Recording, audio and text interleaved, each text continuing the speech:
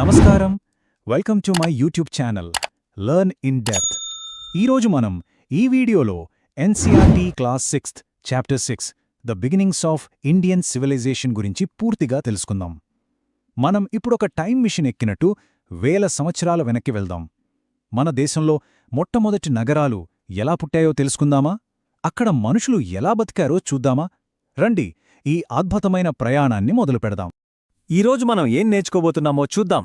ముందుగా అసలు నాగరికత అంటే ఏంటి, ఆ తర్వాత మన దేశంలో మొదటి నగరాలు ఎలా ఏర్పడ్డాయి, హరప్పా నగరాల్లో ప్రజల జీవితం ఎలా ఉండేది, వాళ్ళు ఎలాంటి వస్తువులు తయారు చేసేవాళ్లు, ఎక్కడికమ్మేవాళ్లు, చివరగా అంత పెద్ద నాగరికత ఏమైపోయింది, ఈ ప్రశ్నలన్నింటికి సమాధానాలు వెతుకుదాం.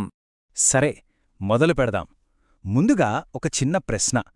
మనం నాగరికత, సివిలైజేషన్ అంటుంటాం కదా, అసలు ఆ మాటకు అర్థమేంటి? ఒక మామూలు ఊరికి ఒక పెద్ద నాగరికతకే తేడా ఏంటో ఇప్పుడు చూద్దాం.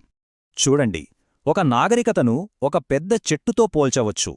ఆ చెట్టు బలంగా పెరగాలంటే దానికి మూలం మంచి వ్యవసాయం, అంటే కడుపు నిండా తిండి, ఆహారం సమృద్ధిగా దొరికినప్పుడే కదా మనుషులు ఇల్లు కట్టుకోవడం, వస్తువులు తయారుచేయడం లాంటి పనుల మీద దృష్టి పెట్టగలరు. అలా పక్కా ప్లానింగ్తో పట్టణాలు, నగరాలు పుడతాయి. వాటిని నడిపించడానికి ఒక ప్రభుత్వం కావాలి.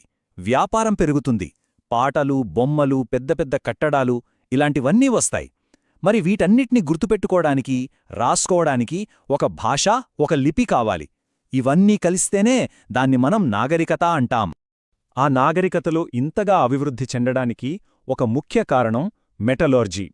అంటే ఏంటంటే, భూమిలోంచి లోహాలను తీసి వాటిని కరిగించి మనకు కావాల్సిన వస్తువులుగా మార్చుకోవడం.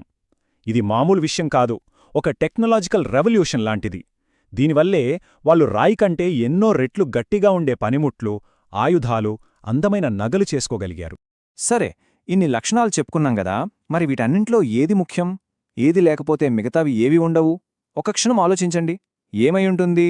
అవును, కరెక్ట్, వ్యవసాయం, ఫుడ్ సెక్యూరిటీ.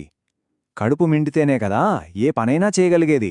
తిండి లేకపోతే నగరాలెక్కడా, కళలెక్కడా, వ్యాపారమెక్కడా? మన సింధు సరస్వతి నాగరికత ఒక్కటే కాదు, ఆ టైంలో ప్రపంచంలో వేరే గొప్ప నాగరికతలు కూడా ఉన్నాయి. ఈ టైంలైన్ చూస్తే మనకు అర్థమవుతుంది. మెసోపొటేమియా, ఈజిప్ట్ ఇలాంటి పెద్ద పెద్ద సివిలైజేషన్స్కి మనది కాంటెంపరరీ, అంటే మనవాళ్లు కూడా వాళ్లతో పాటే అభివృద్ధి చెందారన్నమాట. గ్రేట్ కదా? రైట్, ఇక అసల్ కథలోకి వెళ్దాం. మొదటి పట్టణీకరణ అంటే మన భారత ఉపఖండంలో చిన్న చిన్న పల్లెటూళ్ళు పెద్ద పెద్ద సిటీలుగా ఎలా మారాయో ఇప్పుడు చూద్దాం. ఈ మ్యాప్ చూడండి. ప్రపంచంలో ఏ గొప్ప నాగరికత చూసినా అది ఒక నది ఒడ్డునే పుడుతుంది. మన నాగరికత కూడా అంతే. సింధు, సరస్వతీ నదులు ఇవే ఈ సివిలైజేషన్కు ప్రాణం పోశాయి. ఈ నదులు తెచ్చిన సారవంతమైన మట్టి, తాగడానికి, పంటలకు నీరు, వీటివల్లే చిన్న ఊళ్ళు కాస్త మహానగరాలుగా ఎదిగాయి. దీనికి హరప్పా నాగరికత అని పేరు ఎందుకొచ్చిందో తెలుసా? చాలా సింపుల్. ఎందుకంటే ఆర్కియాలజిస్టులు తవ్వకాలు జరిపినప్పుడు మొట్టమొదట బయటపడిన నగరం హరప్పా. అది జరిగింది 100 ఏళ్ల క్రితం, 1920-21లో. అందుకే ఆ మొత్తం నాగరికతకే హరప్పా పేరు పెట్టేశారు. ఓకే, ఇప్పుడు మనం ఆ నగరాల్లోకి వెళ్దాం. ఒక రకంగా చెప్పాలంటే టైం ట్రావెల్ చేద్దాం.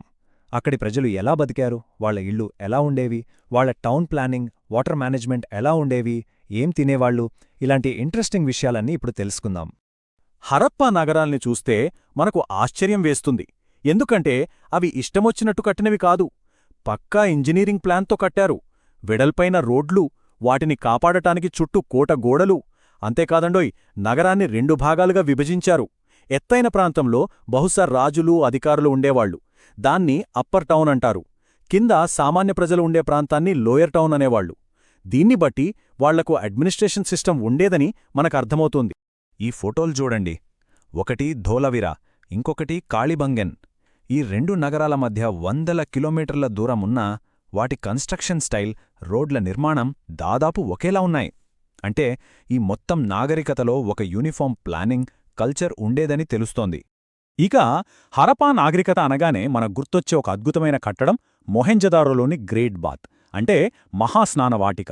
ఇది దాదాపు 12 మీటర్ల పొడవు 7 మీటర్ల వెడల్పుంటుంది. అసలు విషయమేంటంటే వేల సంవత్సరాల క్రితమే ఒక్క చుక్క నీరు కూడా లీక్ అవ్వకుండా వాటర్ ప్రూఫ్ టెక్నాలజీతో దీన్ని కట్టారు. వాళ్ళ ఇంజనీరింగ్ స్కిల్స్కి ఇదొక పెద్ద ఉదాహరణ. అయితే ఇంత పెద్ద స్విమ్మింగ్ పూల్ లాంటి దాన్ని ఎందుకు కట్టుంటారు? దాని ఉపయోగమేంటి? ఒక్కసారి ఆలోచించండి. దీని గురించి ఆర్కియాలజిస్టులు కొన్ని థీరీలు చెప్పారు. ఇది బహుశా రాజకుటుంబం కోసం కట్టిన స్పెషల్ స్విమ్మింగ్ పూల్ కావచ్చు, లేదా ఏవైనా పూజలు పవిత్ర కార్యాల కోసం వాడిన కోనేరు కావచ్చు. కాని ఇది పబ్లిక్ బాత్ మాత్రం కాదు. ఎందుకంటే ఆశ్చర్యంగా ఆ కాలంలోనే చాలా ఇళ్లలో సొంత బాత్రూంలుండేవి. హరప్పా ప్రజలకు నీటి విలువ బాగా తెలుసు. అందుకే వాటర్ మేనేజ్మెంట్కు చాలా ఇంపార్టెన్స్ ఇచ్చారు. ఈ ఫోటోలో కనిపిస్తున్నది ధోలవీరాలోని ఒక పెద్ద రిజర్వాయర్. ఇది మామూలు గొయ్యి కాదు, గట్టి రాతిని తొలిచి కట్టిన ఒక భారీ నిర్మాణం. వర్షాకాలంలో నీటినిందులో స్టోర్ చేసి ఏడాది మొత్తం వాడుకునేవాళ్లు. వాళ్ల ముందుచూపు అమోఘం కదూ. సరే, ఇంత అడ్వాన్స్డ్గా ఉన్న ఈ ప్రజలు ఏం తినేవాళ్ళు? వాళ్ల డైట్ కూడా చాలా రిచ్గా ఉండేది. బార్లీ, గోధుమలు, బియ్యం లాంటి ధాన్యాలు, పప్పులు, కూరగాయలు ఇలా అన్నీ తినేవాళ్లు.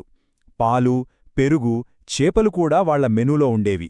అన్నింటికంటే ముఖ్యంగా ఈ యూరేషియా ఖండంలోనే మొట్టమొదట పత్తి పండించిన ఘనత హరప్పన్లదే.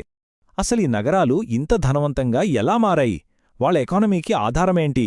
ఇప్పుడు మనం వాళ్ళ క్రాఫ్ట్స్మెన్షిప్ అంటే చేతివృత్తుల గురించి, అలాగే వాళ్ళ ట్రేడ్ అంటే వ్యాపారం గురించి తెలుసుకుందాం. ఆళ్ల కళానైపుణ్యం చూస్తే మనం ఆశ్చర్యపోవాల్సిందే. ఇక్కడ చూడండి, ఎడమవైపు కార్నేలియన్ అనే రాయితో ఎంత అందంగా పూసల తయారు చేశారో, కుడివైపు ఏనుగు దంతంతో చెక్కిన దువ్వెన ఎంత డీటెయిల్డ్గా ఉందో. ఇలాంటి ఖరీదైన వస్తువులను వాళ్లు తయారుచేసి ఇరాన్, ఒమాన్ లాంటి దేశాలకు కూడా అమ్మేవాడు. వాళ్ల వ్యాపారం కేవలం మన దేశంలోనే కాదు, సముద్రాలు దాటి కూడా సాగింది. దానికి సాక్ష్యం గుజరాత్లోని లోథల్లో ఉన్న ఈ భారీ డాక్యార్డ్. ఇది 200 మీటర్లకు పైగా పొడవుంది.